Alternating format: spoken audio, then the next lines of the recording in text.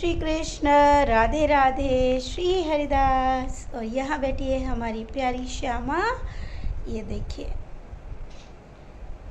और यहाँ बैठा है हमारा प्यारा लड्डू, यहाँ बैठा है राधे, केशव, कन्हैया और ये छोटे छोटे लाला।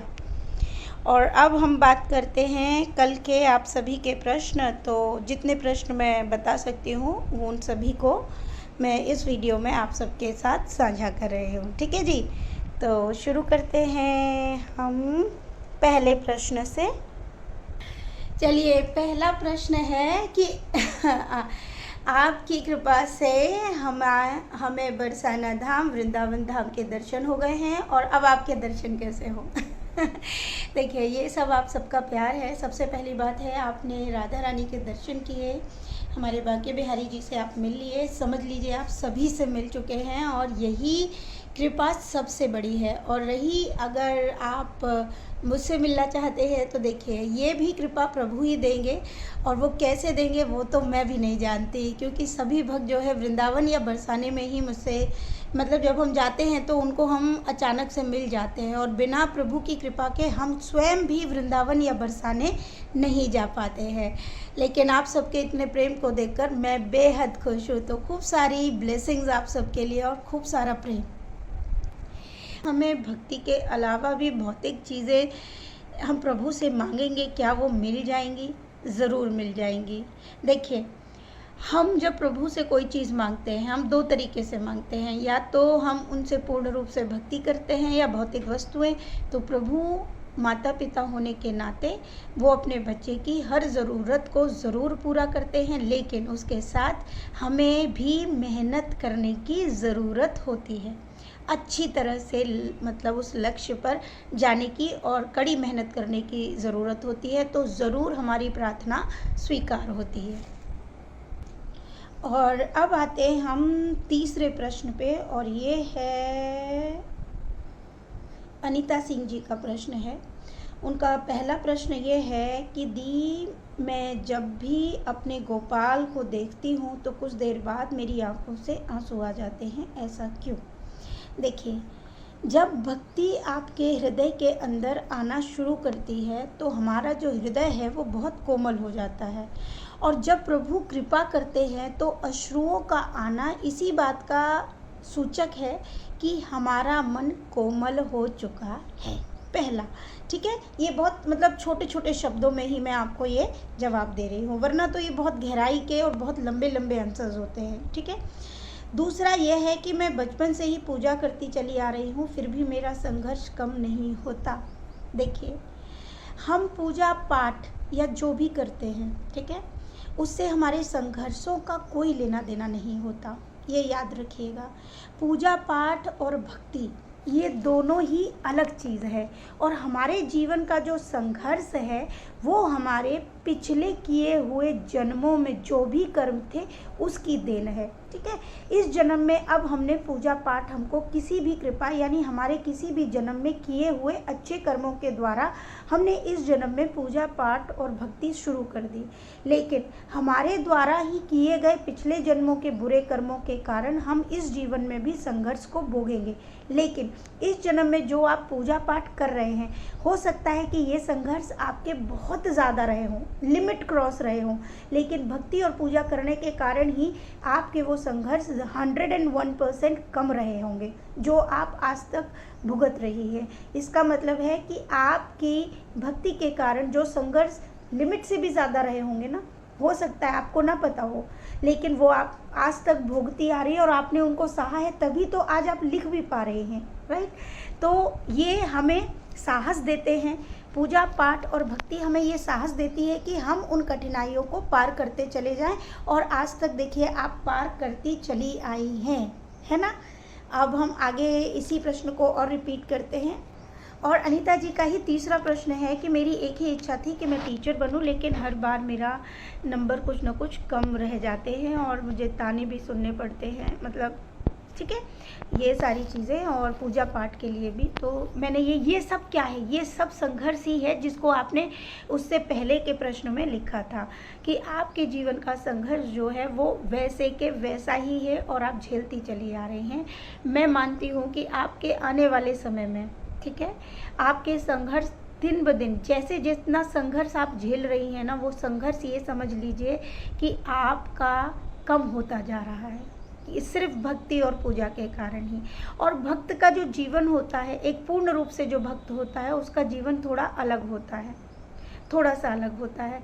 उसको मालूम है कि उसको कष्ट मिलेंगे, लेकिन भक्ति में आने के बाद कष्ट को कम महसूस करना या कष्ट को रोकर निकाल देना या प्रभु को समर्पित कर देना, ये भक्त की एक पहचान होती है। भक्त कभी भी दुख को अपने अंदर ज़्यादा समय के लिए नहीं आने देता है, और यही चीज़ आपको करनी होगी, क्योंकि ये जीवन के संघर्ष सिर्फ और सिर्फ आपके साथ नहीं, करोड़ों के साथ हैं। सबके अलग अलग संघर्ष हैं, क्योंकि इस मृत्यु लोक पर आने का मतलब ही है संघर्षों में जीते हुए प्रभु को याद करना। ठीक है जी, तो आप बिल्कुल परेशान ना हो। आप जो पूजा कर रहे हैं या जो भी प्रभु को याद कर रहे हैं, उनसे प्रार्थना कीजिए, आपके आने वाले समय में ये संघर्ष ज़रूर प्रभु दूर करेंगे और आपको एक अच्छी, जो भी आप जीवन चाहते हैं वो आपको ज़रूर प्राप्त हो। ऐसी मैं प्रभु से प्रार्थना करूंगी और खूब सारी ब्लेसिंग्स आपके लिए। और नेक्स्ट क्वेश्चन है ये क्रिएटिव वासु जी का। वो लिख रही हैं, राधे राधे दीदी मैं गुरु मंत्र लेना चाहती हूँ, लेकिन इस विषय पर मुझे कोई जानकारी नहीं है कि गुरु किसे बनाऊँ, ना ही कभी वृंदावन गई हूँ। मेरे पास लड्डू गोपाल भी हैं जो कुछ समय पहले ही आए हैं। आपकी वीडियो मुझे बहुत अच्छी लगती है, ये हमारे पुण्य फल हैं कि आपके माध्यम से लीलाएं सुनने को मिलती हैं। दीदी कृपया मार्गदर्शन करें। तो देखिए क्रिएटिव वास्तु जी, मैं आपसे ये कहना चाहूँगी, गुरु दीक्षा आप ऐसे संत से लें जिनकी बातें आपको पूर्ण रूप से समझ आए, जो आपको प्रभु के मार्ग पर पूर्ण रूप से लेकर जाए। ठीक है, ऐसे तो चारों तरफ गुरु ही गुरु है, जहाँ भी देखिए आजकल सब गुरु हैं, शिष्य कम हैं गुरु ज़्यादा है ना। तो गुरु ही गुरु आपको मिल जाएंगे। अब ये आपकी जो शक्ति है सोचने की, और आप जो अब तक वीडियोस देख रहे हैं या मार्गदर्शन आपको मिल रहे हैं, तो आप एक ऐसे गुरु के साथ जुड़े जो आपका ये मार्गदर्शन भी करें, मतलब वो पूर्णतः आपको पूर्ण रूप से प्रभु से जोड़े। ठीक है, लेकिन आजकल ये सत्य है कि गुरु ढूंढना भी बड़ा कठिन हो गया है। जैसे कि हमें नहीं पता था, हम भी कुछ नहीं जानते थे। ठीक है, अब मैं बस एक ही बात समझ गई हूँ कि शिष्य के हाथ में है गुरु को महान बनाना, है ना। शिष्य के लिए गुरु प्रभु के तुल्य है। गुरु अगर ये सोचता है कि मैं प्रभु हूँ, वो गुरु नहीं है, ये बात याद रखना। तो आप इस तरह के गुरु को अपना गुरु बनाएं। और अगर अभी तक कोई बात समझ ना आए, तब तक आप भगवान कृष्ण को ही अपना गुरु बनाकर अपने आगे का जो रास्ता है उसको बढ़ा सकती हैं। और ये आप विश्वास रखिए कि आपको बहुत जल्द ही, बहुत ही, मतलब कैसे बताऊं, कि जैसे गुरु आप चाहती हैं आपको ज़रूर प्राप्त होंगे, मुझे ऐसा लगता है। क्योंकि जैसे ही हमारे मन के अंदर ये अभिलाषा आती है कि मुझे गुरु का मार्ग चाहिए ताकि मैं प्रभु तक पहुंच सकूं, तो उस तरह के जो जितने भी भक्त होते हैं उनकी ये अभिलाषा तुरंत ही प्रभु ज़रूर पूर्ण करते हैं, और आपके साथ भी ऐसा ही होगा। और यहाँ हम बात करते हैं नेक्स्ट क्वेश्चन की, और ये है अंश गुप्ता जी का प्रश्न। ये सखी हैं और वो कह रही हैं कि वो अपने लड्डू गोपाल की जो सेवा है वो मतलब उनको मानसिक रूप से सुलाती और उठाती है, मतलब श्री विग्रह को वो नहीं सुलाती हैं बेड पे, उनका कहने का मतलब ये है। तो देखिए बहन, आप जो कर रही हैं वो मानसिक सेवा है, अच्छा है, उसको हम कहते हैं बहुत अच्छी बात है। कि इसका मतलब ये हुआ कि आपने प्रभु को स्थिर किया हुआ है। स्थिर मतलब जैसे हम पूजा करते हैं मंदिरों में, प्रभु एक ही जगह पे स्थापित होते हैं, तो आप ऐसा भी कर सकते हैं। ये भी कोई गलत नहीं है। आप प्रभु को स्थिर रखिए, फिर आप उनको कहीं भी ले जा उठा नहीं सकते हैं, ठीक है। आपको प्रभु को वहीं पे सेवा देनी होगी। आप आरती करिए, उनको भोग अर्पित करिए दोनों समय, और बाकी आप जितनी सेवाएं देना चाहते हो वो मानसिक रूप से आप दे सकते हैं। अब ये डिपेंड करता है कि आप मानसिक में अगर ज़्यादा खुश हैं और आपके कार्यभार ज़्यादा हैं तो मानसिक सेवा इस तरह की अच्छी है। लेकिन अगर आपको लगता है कि श्री विग्रह सामने हैं और उनको हम उठा बिठाएंगे, सुलाएंगे, तो वो और ज़्यादा अच्छा होता है। आप समझ रहे हैं ना, क्योंकि इसमें 2 श्रम जा रहे हैं, एक तो मानसिक प्लस आपका शारीरिक। ये दोनों ही श्रम फिर भक्ति को डबल और ट्रिपल कर देता है। लेकिन आप जो कर रही हैं वो भी उचित है, ठीक है। और आगे का प्रश्न है नारायण जी का, और ये भी एक सखी हैं, और उनका कहना है कि वो माता की भक्त हैं, लेकिन वो कुछ समय जब से हमारे वीडियोस देख रही हैं कि दीदी मैं जब से आपके वीडियोस देख रही हूँ मेरा प्रेम गोपाल के प्रति और बढ़ गया है। और सोना के बर्थडे के टाइम पे उन्हें एक स्वप्न भी आया था कि बिहारी जी ने उनको दर्शन दिए थे और उनका प्रेम लाला को लेकर बहुत अधिक बढ़ गया है, और उन्हें बिहारी जी के दर्शन भी स्वप्न में हुए थे। दूसरा, उनकी तबीयत भी खराब रहती है। तो वो कह रही है क्या मेरे घर कभी लाला आएंगे, क्या मैं उनकी सेवा कर पाऊँगी, और उन्होंने ये बात लिखी है। तो अब मैं आपको बोलना चाहूँगी, सबसे पहले तो आपको प्रभु के दर्शन हुए, यही बहुत बड़ी बात है, ठीक है। आप YouTube के इस चैनल को देखती हैं, मतलब हमारे चैनल को देखती हैं, और इस चैनल में अगर आपको ज्ञानवर्धक बातें मिलती हैं और आपको उससे फ़ायदा हुआ है तो ये हमारे लिए भी बहुत बड़ी बात है, क्योंकि हमारा काम ही है कि हर व्यक्ति के अंदर भक्ति आए, और हमें बड़ी खुशी होती है जब भी इस तरह के हमें प्रश्न या उत्तर मिलते हैं। दूसरा, जिस दिन भी आपको प्रभु ने दर्शन दे दिए हैं, स्वप्न में ही सही, समझ लीजिए आपके अंदर भक्ति का आना स्वाभाविक है, और वो ज़रूर आएगी, कोई रोक नहीं सकता। प्रभु आएंगे या नहीं, तो देखिए अगर प्रभु की आप प्रतिमा चाहती हैं और प्रभु के श्री विग्रह को, तो अगर आपके अंदर ये चाह आ गई कि मुझे प्रभु चाहिए या प्रभु मेरे पास आने चाहिए, तो मैं लिख कर कह रही हूँ, लिख कर दे सकती हूँ 100% श्योरिटी के साथ कि प्रभु आपके पास ज़रूर आएंगे। और आप भावुक हैं, आपकी तबीयत ठीक नहीं रहती, तो आपसे मैं ये प्रार्थना करूँगी कि अगर आपके पास कोई भी चित्रपट है घर में, तो आप चित्रपट को भी मानसिक सेवा दे सकते हैं। आपको वही फल प्राप्त होंगे जो एक श्री विग्रह को हम सेवा देकर प्राप्त करते हैं, क्योंकि प्रभु को तो आप हृदय में बिठा कर भी अगर प्रेम करेंगे तो भी आपको फल प्राप्त होगा। अगर आपके पास श्री विग्रह नहीं भी है और तो भी आप प्रभु को हर वक्त निरंतर रट रहे हैं, तो भी प्रभु आपके पास है। प्रभु के लिए प्रभु का स्वरूप याद रखना मन में, हृदय में, आँखों में, ये है सबसे बड़ी बात। अगर उनका कोई स्वरूप हम याद नहीं रख पा रहे तो थोड़ा दिक्कत है, तो आपको प्रभु ज़रूर प्राप्त होंगे जी। नेक्स्ट क्वेश्चन है आरती जोशी का, और आरती जोशी ने बहुत सारी चीज़ें लिखी हैं। उन्होंने लिखा है, राधे राधे मैया, मैं एक स्टूडेंट हूँ और मुझे इतना टाइम नहीं कि मिल पाता कि मैं प्रभु की भक्ति कर पाऊँ, बट मैं उन्हें रोज़ याद करती हूँ। मैं क्या करूँ मुझे समझ नहीं आता, और थैंक यू सो मच, आपकी वजह से मुझे लाइफ में बहुत कुछ सीखने को मिला। आप बहुत अच्छा ज्ञान देते हैं। मैं थैंक यू बोलना चाहती हूँ भगवान को कि उन्होंने आपको हमारी लाइफ में भेजा। सबसे पहले तो आरती, थैंक यू सो मच, और आपने बहुत सुंदर लिखा। दूसरी बात कि आप देखो कितना सुंदर काम कर रहे हो कि आप एक स्टूडेंट हो, ठीक है, और स्टूडेंट होने के बाद भी आप रोज़ प्रभु को याद कर रहे हो। देखो, प्रभु को याद करना ही सेवा है, ठीक है। अब सेवा है, आप उनके लिए एक अलग से श्री विग्रह आपको लाने की अभी ज़रूरत नहीं है, क्योंकि आपके जीवन के जो कर्म हैं वो आप कर ही रही हैं। आप स्टूडेंट हैं, आप पढ़ाई भी कर रही हैं और प्रभु को भी आप याद कर रही हैं, तो प्रभु तो आपसे वैसे ही खुश हो जाएंगे, ठीक है। तो आप इस प्रकार से आप बिल्कुल भी चिंतित ना हो कि आपको इस तरह से या श्री विग्रह की सेवा करनी है। पहले आप एजुकेशन को कंप्लीट करो, लेकिन प्रभु को साथ लेकर, जैसे कि आप अभी कर रही हो, यानी कि प्रभु को अपने साथ याद करते हुए, समय समय समय पर मंदिर जाते हुए, समय समय पर पूजा अर्चना करते हुए। इससे क्या होगा कि जैसे जैसे आपकी उम्र बढ़ेगी आप आगे जाएंगी, साथ ही साथ आपको प्रभु भी प्राप्त होंगे, क्योंकि हर बच्चे को भी प्रभु वैराग्य नहीं देते हैं और हर बच्चे को भी पूर्ण इतनी भक्ति भी प्रभु नहीं देना चाहते, क्योंकि सबका जीवन में एक लक्ष्य है ना।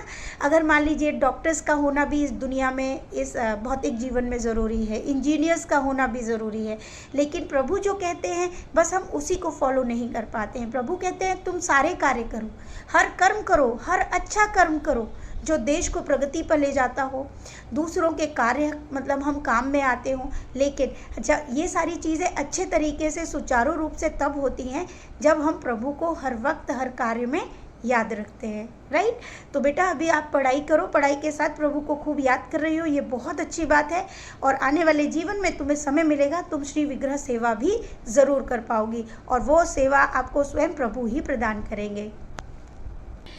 नेक्स्ट क्वेश्चन है कृष्णदासी जी का। वो लिख रही है, दीदी जब भी मैं आरती करती हूँ तो मेरा ध्यान जो है लाला लाली की ड्रेस पर जाता है कि अब मैं क्या बनाऊँ।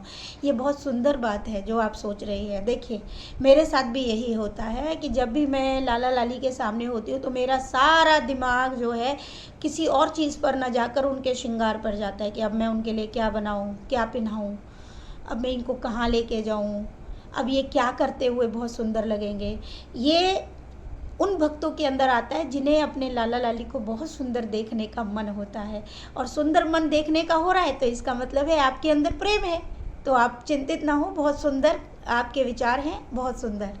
नेक्स्ट क्वेश्चन है सरिता फैमिली ब्लॉग जी का। वो कह रही हैं कि हमारे घर में लहसुन का जब भोग बनता है तो उसी किचन में हम दोबारा जो भोग बनाते हैं। अब मैं ये चीज़ नहीं समझ पाई हूँ कि आप लहसुन प्याज का ही भोग उनको देते हैं या अलग देते हैं। देखिए अगर आप लहसुन प्याज का भोग उनको देते हैं तो भी मैं ये नहीं कहूँगी कि ये गलत है, ठीक है। गलत तो मैं इसलिए नहीं कह सकती हूँ क्योंकि ये कलयुग है और कलयुग में बहुत सारी चीज़ें हर मनुष्य नहीं त्याग सकता। लेकिन मैं ये आपसे प्रार्थना करूँगी कि प्रभु लहसुन प्याज नहीं खाते इसलिए उनको ना दें।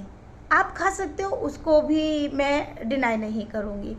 जिस किचन में लहसुन प्याज बनता है, क्या उसी किचन में हम अगर भोजन अलग से दूसरे बर्तनों में बनाते हैं तो कोई प्रॉब्लम नहीं है, आप बिल्कुल बना सकते हो। लेकिन जिस किचन में नॉनवेज बनता है उन बर्तनों में या उस किचन में अगर आप सात्विक भोजन बनाने की चेष्टा करते हैं तो वो भोजन कभी भी सात्विक नहीं हो सकता, ठीक है जी। इस बात का ध्यान रखिएगा। चलिए एक और बहुत इम्पोर्टेंट क्वेश्चन है जो सभी के काम आएगा। ये है विशाल भाटी जी का। राधे राधे। मेरा क्वेश्चन ये है कि अगर आप लाला या लाडली का परमानेंट श्रृंगार करते हैं तो क्या आप उनकी सेवा कंटिन्यू रखते हैं, नहीं तो कैसे एडजस्ट करते हैं, ठीक है। पहला प्रश्न, तो हम पहले प्रश्न का उत्तर देते हैं कि देखिए जब भी हम लाला या लाली का श्रृंगार करते हैं तो मैंने हमेशा से ही कहा है, पहले आप हाथ जोड़कर प्रभु से प्रार्थना करेंगे।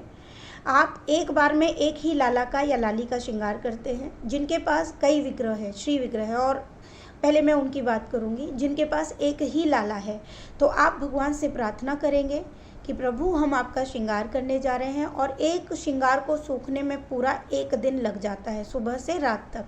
तो आप जब भी श्रृंगार करने बैठे तो आपको क्या करना है, हम जो करते हैं हम वो बता रहे हैं कि हम उस समय पे अपने लाला लाली को, अगर मान लीजिए हमने सुबह में 10 बजे के बाद श्रृंगार करना स्टार्ट किया तो हम उससे पहले उनको भोजन सब कुछ दे देते हैं, ठीक है।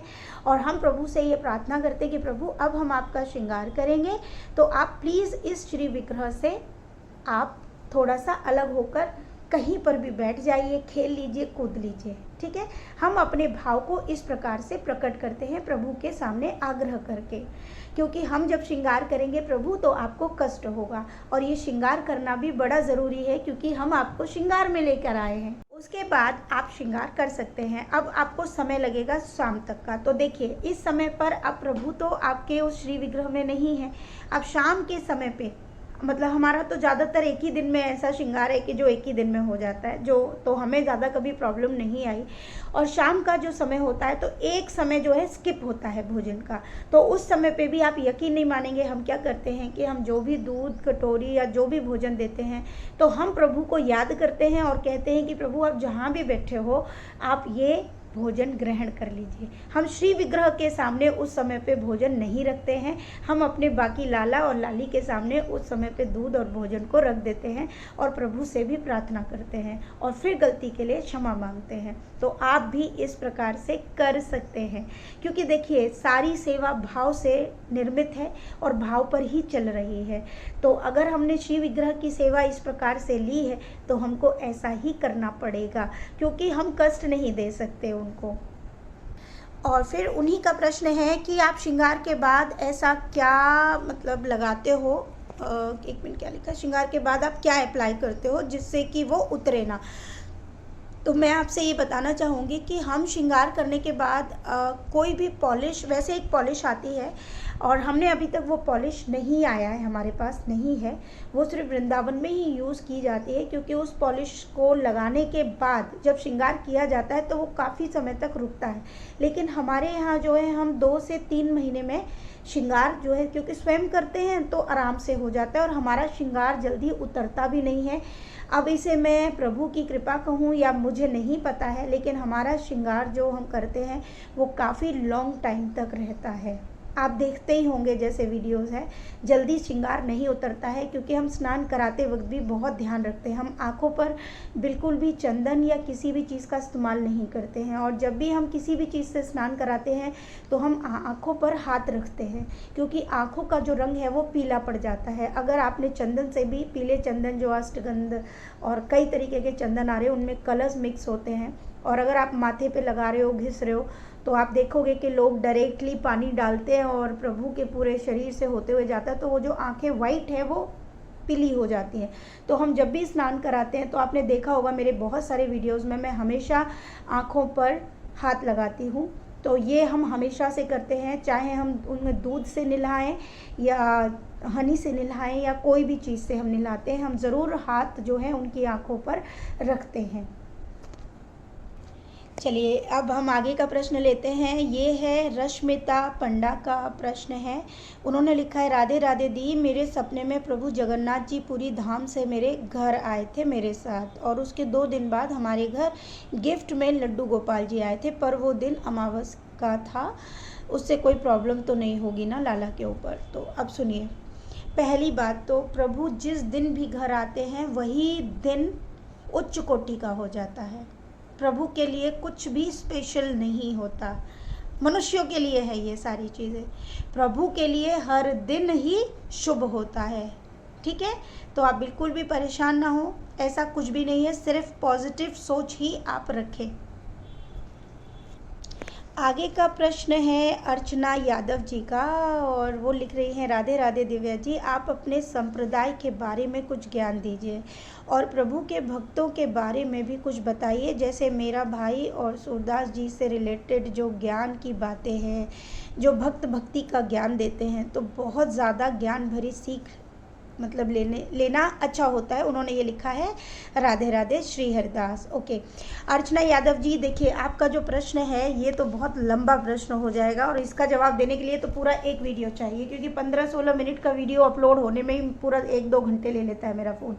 ठीक है, जबकि फ़ोन तो अच्छा है ये, फिर भी पता नहीं क्यों समय लेता है। ठीक है, तो आपके इस वीडियो इसके लिए मैं संप्रदाय के ऊपर और ज्ञानवर्धक बातों के लिए मैंने एक चीज़ मेरे दिल में आई है, तो आने वाले समय में वो आप सबको देखने के लिए मिलेगी, और आप साक्षात कुछ लीलाएं ऐसी देख पाएंगे जो आपको पूरी ज्ञानवर्धक मिलेंगी। ठीक है, वो मेरे दिल में भी विचार आया था और आज आपने लिखा तो मुझे बहुत अच्छा लगा, तो मैं समझ गई हूँ कि प्रभु चाह रहे हैं कि मैं इस तरह का भी कुछ आप तक पहुँचाऊँ, तो जल्द ही आपको वो सब सुनने देखने को मिलेगा। दूसरा संप्रदाय के बारे में भी एक फुल वीडियो मैं बनाऊंगी और आप उसके बारे में जान पाएंगे, क्योंकि इसमें अगर मैं संप्रदाय के बारे में बताने लगूंगी तो बहुत लंबा वीडियो हो जाएगा। ठीक है जी। और अभी आगे के प्रश्न हैं प्रीति के, वो लिख रहे हैं, राधे राधे दीजिए, मेरा प्रश्न ये है कि मैं कान्हा जी की पूजा या स्तुति या उनका नाम स्मरण करती हूँ, पर मुझे लगता है कोई गलती तो नहीं हो रही है और प्रभु भी कोई इशारा नहीं करते। वृंदावन और बरसाने तो प्रभु ने बुला लिया, पर मैं जगन्नाथपुरी जाना चाहती हूँ, लेकिन प्रभु कब कृपा करेंगे। आप सुनिए, इसके लिए हम कहेंगे प्रीति जी, सबसे पहली चीज़ तो है कि प्रभु का नाम स्मरण ही सबसे बड़ा कार्य है, जो आप बखूबी करते रहिए। प्रभु कोई इशारा, प्रभु क्या इशारा चाहती हैं आप? आप प्रभु से क्या इशारा चाहती है? आप भक्ति की बातें सुन रही हैं, आप उसके बारे में लिख भी रही हैं और जानना भी चाहती है, तो समझ जाइए प्रभु का इशारा है कि आप सही राह पर हैं। ठीक है, तो आप अपनी भक्ति और स्तुति करती रहिए। ठीक है, दूसरी बात, प्रभु ने आपको गोलोक धाम में तो बुला ही लिया है, अब आप जगन्नाथपुरी जाना चाहती हैं, वहाँ पर कृपा कब होगी? तो आप परेशान ना हो, जैसे ही उसका भी उचित समय आएगा आप जगन्नाथपुरी भी जा पाएंगी, ज़रूर जा पाएंगी। तो आज के लिए सिर्फ इतने प्रश्न, और इसमें भी वीडियो इतना बड़ा हो चुका है। आप जानते हैं कितने प्रश्न और कितने आंसर, मतलब प्रश्न आए हैं? कम से कम 700-800, बाप रे बाप, 800 नहीं, मेरे को तो लग रहा है ज़्यादा ही प्रश्न है उसमें। तो कोई बात नहीं, आने दीजिए, हम धीरे धीरे करके छोटे छोटे इस तरह के वीडियोज़ में हम बाकी प्रश्नों को भी लेते रहेंगे जब जब समय मिला करेगा, और आप तक पहुँचाते रहेंगे। तो खूब सारा प्रेम आप सबके लिए। राधे राधे, श्री हरिदास।